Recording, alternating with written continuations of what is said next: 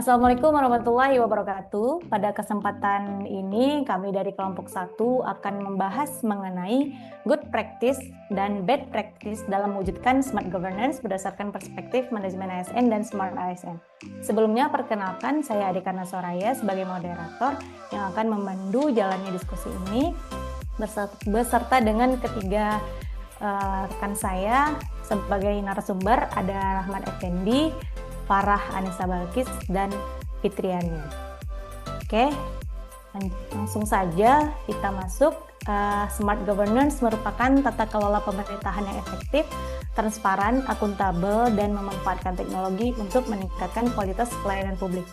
Dalam diskusi ini kami akan membahas contoh praktik baik dan praktik buruk di lingkungan ASN, beserta solusi dan strategi perbaikannya. Baik, kita langsung saja untuk memulai pembahasannya ya. Ibu Farah, silakan argumennya. Baik, terima kasih kepada moderator yaitu Bu Ade. Jadi saya ingin membahas salah satu good practice yang baik yang kita bisa ambil dari instansi kita, yang dimana salah satu contoh isu yang akan kita angkat pada hari ini adalah penggunaan aplikasi digital dalam pekerjaan ASN seperti Sekandi, Sakti, dan sistem administrasi berbasis elektronik. Bagaimana nih para narasumber lainnya? Apakah ada pendapat mengenai isu ini? Terima kasih.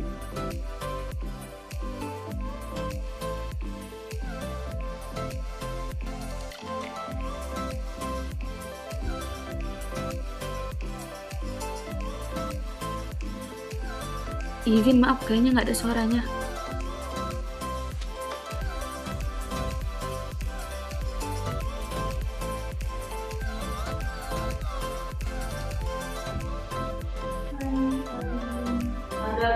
Sudah. Tes?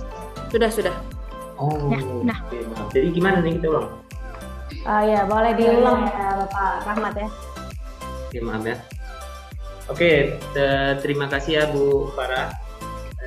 Jadi menurut saya, penggunaan aplikasi digital itu memang sangat membantu pekerjaan kita para ASN, karena pekerjaan itu bisa menjadi lebih cepat, efektif, serta efisien.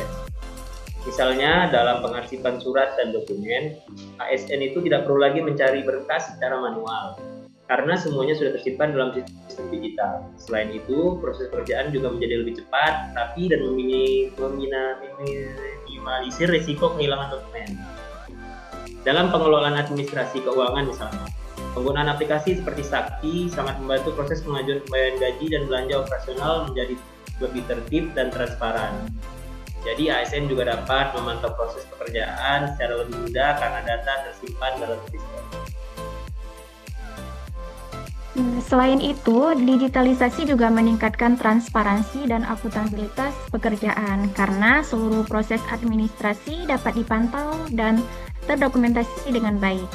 Digitalisasi juga membantu ASN untuk bekerja lebih profesional dan adaptif terhadap perkembangan zaman. Oleh karena itu, ASN saat ini harus mampu meningkatkan kemampuan teknologi informasi.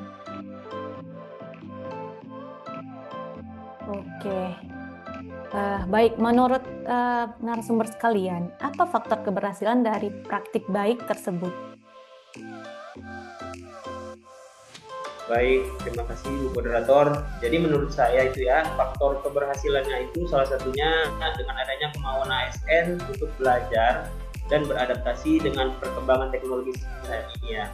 Selain itu, kerjasama antar pegawai juga sangat penting. Ketika ada pegawai yang belum memahami penggunaan aplikasi, pegawai lain itu dapat membantu dan saling berbagi pengetahuan sehingga pekerjaan dapat berjalan dengan lebih baik. Salah satu faktor lainnya juga diperlukan dukungan instansi seperti pelatihan penggunaan aplikasi dan juga penyediaan fasilitas kerja yang memadai. Menurut saya, keberhasilan digitalisasi tidak hanya bergantung pada aplikasi yang dapat digunakan, tetapi juga kesiapan sumber daya manusia dalam mengoperasikannya. Baik. Selanjutnya, bagaimana cara memperluas praktik baik ini ke unit kerja lainnya? Salah satu caranya itu, instansi itu bisa mengadakan pelatihan rutin dan berbagi pengalaman antar pegawai.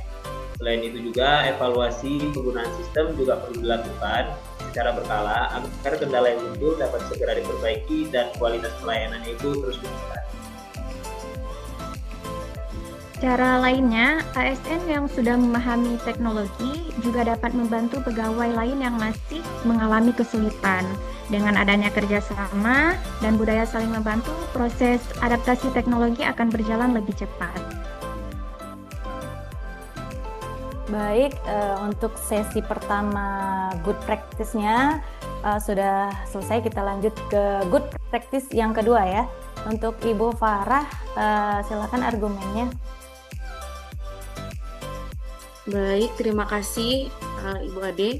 Untuk isu kedua di Good Practice, saya mau mengangkat isu mengenai pelayanan publik yang cepat, ramah, dan responsif. Bagaimana ini menurut Bapak Rahmat ataupun Ibu Fitriani? Apakah ada komentar mengenai hal ini?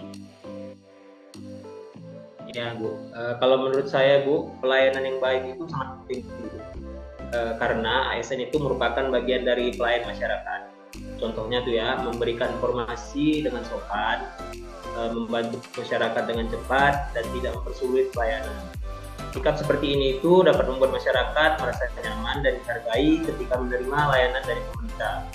Jadi menurut saya, pelayanan yang profesional juga mencerminkan kualitas kita sebagai seorang ASN dan menunjukkan bahwa ASN itu mampu menjalankan tugas dengan baik sesuai nilai berakhlak. Pelayanan publik yang cepat, ramah, dan responsif ini mencerminkan nilai berakhlak, terutama berorientasi pelayanan, harmonis, dan juga kolaboratif. Selain itu, pelayanan yang baik juga dapat meningkatkan citra instansi pemerintah di mata masyarakat. Baik, terima kasih untuk para narasumber di sesi good practice-nya. Mungkin saya rasa sudah cukup. Kita lanjut ke sesi bad practice-nya ya. Oke, silahkan untuk Ibu Farah. Baik, untuk sesi 2 di bad practice ini, saya mau mengangkat sebuah isu yang mungkin para narasumber sudah sangat familiar, yaitu masih seringnya ditemukan kekurangan kemampuan ASN dalam memanfaatkan teknologi digital. Bagaimana kira-kira tanggapan para narasumber mengenai isu ini? Ya, memang betul Bu, itu banyak itu kita lihat lapangan kurangnya kemampuan ASN dalam memanfaatkan teknologi digital ya. Jadi hal tersebut itu bisa menyebabkan pekerjaan kita menjadi lambat dan kurang efisien. Misalnya tuh ketika ASN belum memahami penggunaan aplikasi digital, proses administrasi menjadi lebih lama dan pekerjaan juga sering tertunda. Selain itu, kesalahan dalam penginputan data juga lebih beresiko terjadi apabila ASN itu belum memahami sistem dengan baik. Selain itu, dengan kurangnya kemampuan ASN dalam memanfaatkan teknologi digital, menurut saya kondisi seperti ini dapat menghambat penerapan smart governance karena pelayanan publik seharusnya dilakukan secara cepat, efektif, dan berbasis teknologi. Baik, menurut para narasumber sekalian, dari hal tersebut ya, ada nggak penyebab terjadinya masalah tersebut tuh apa? Baik Bu, jadi kalau menurut saya itu Bu, itu ada dari kurangnya pelatihan dan rendahnya literasi digital para ASN.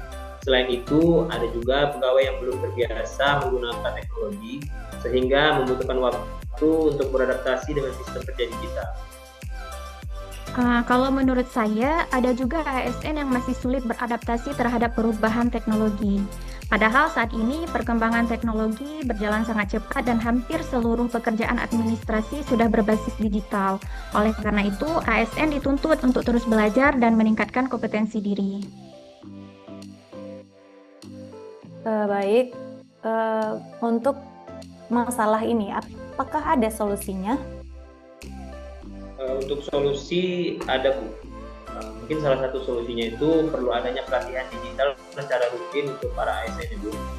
Jadi pelatihan tersebut itu penting agar para ASN itu memahami penggunaan aplikasi kerja dan mampu menyesuaikan diri dengan perkembangan teknologi yang digunakan di instansi dia bekerja. Mungkin salah satu solusi lainnya, ASN juga harus memiliki kemampuan untuk belajar dan meningkatkan kompetensi diri. Selain mengikuti pelatihan, ASN juga dapat belajar secara mandiri dan saling berbagi pengetahuan dengan rekan kerja agar kemampuan digital dapat meningkat secara bersama-sama. Oke, untuk bad practice yang pertama kita sudahi dan kita lanjutkan untuk bad practice yang kedua ya Ibu Farah. Baik, untuk bad practice yang kedua, saya ingin mengangkat isu mengenai pelayanan yang tidak profesional, seperti lambat merespon masyarakat atau pilih kasih dalam pelayanan. Untuk mengenai isu ini, kira-kira apakah ada komentar dari para narasumber? Ya, jadi menurut saya Bu, perilaku seperti ini itu dapat menurunkan kepercayaan masyarakat kepada instansi pemerintah. Masyarakat juga akan merasa kecewa apabila pelayanan yang diberikan secara lambat ataupun tidak adil. Jadi selain itu, hal tersebut juga dapat mempengaruhi citra instansi dan menurunkan kualitas pelayanan publik. Jadi salah satu lainnya bertentangan dengan nilai akuntabel dan berorientasi pelayanan. ASN seharusnya memberikan pelayanan secara adil, profesional, dan bertanggung jawab tanpa membedakan masyarakat yang dilayani. Baik, mungkin segitu dulu untuk sesi good practice dan bad practice-nya ya. Kita lanjut ke pembahasan mengenai Smart ASN dan sistem merit. Dalam mewujudkan smart governance, bagaimana peran smart ASN dan sistem merit menurut para narasumber sekalian? Ya, terima kasih Bu. Jadi kalau menurut saya Bu, smart ASN itu berarti ASN harus adaptif terhadap teknologi, memiliki integritas dan terus meningkatkan kompetensi. ASN juga harus mampu bekerja secara profesional, memiliki kemampuan komunikasi yang baik, dan mampu berkolaborasi dalam lingkungan kerja. Baik, kalau menurut saya, sistem merit memastikan pengelolaan ASN dilakukan berdasarkan kompetensi dan kinerja, bukan karena kedekatan atau kepentingan tertentu. Dengan penerapan sistem merit, ASN yang memiliki kemampuan dan prestasi kerja yang baik akan mendapatkan kesempatan pengembangan karir secara adil dan objektif. Jadi keduanya sangat penting ya dalam menciptakan birokrasi yang profesional dan modern. Baik, untuk sesi pembahasan Smart ASN kita cukup sampai di sini. Kita masuk ke kesimpulan ya. Kesimpulannya, good practice dalam smart governance dapat diwujudkan melalui digitalisasi pelayanan, profesionalisme ASN, dan penerapan nilai berakhlak. Sedangkan bad practice seperti rendahnya literasi digital dan pelayanan yang tidak profesional harus dihindari melalui peningkatan kompetensi, disiplin, dan pengawasan. ASN harus mampu menjadi pribadi yang adaptif, kompeten, dan berorientasi pelayanan agar dapat memberikan pelayanan publik yang berkualitas. Demikian diskusi dari kami kelompok 1, lebih dan kurang kami mohon maaf. Terima kasih. Wassalamualaikum warahmatullahi wabarakatuh. Assalamualaikum warahmatullahi wabarakatuh. Assalamualaikum warahmatullahi wabarakatuh.